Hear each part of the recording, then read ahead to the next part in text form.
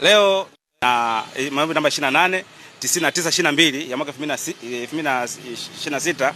kati ya Tundu Antipas Lissu na wajibu maombi ambao wako watano, wakiwepo bodi ya wadhamini wa Chama cha Demokrasia na Maendeleo, katibu mkuu pamoja na Said Isa Mohamed na Ahmed Rashid Hamis na Maulida Ana Com, ambapo ni maombi yaliyofunguliwa na mwenyekiti wa chama kuomba kujumuika au kujumuishwa katika kesi ya msingi maarufu kama kesi ambayo inaitwa mali za chama. Katika maombi haya yalisikizwa tarehe iliyopita na wenzetu, kwa maana mjibu maombi namba 1 na mjibu maombi namba 2 ambaye ni Said Isa Mohamed, Ahmed Rashid Hamis na Maulida Ana Com walileta mapingamizi matatu, na tulipoanza kusikiliza wakatoa pingamizi moja,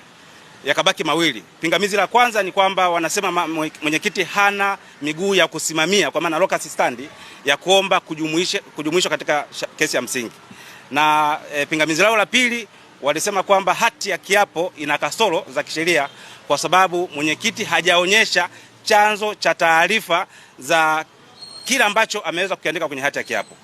Na tulisikilizwa, baada ya kusikilizwa leo uamuzi umetoka ni kwamba mapingamizi yote mawili yametupiliwa mbali na kesi au maombi hayo yamepangwa tarehe 6 saa 3 asubuhi siku ya Ijumaa kwa ajili ya kusikilizwa, na mahakama itatoa uamuzi aidha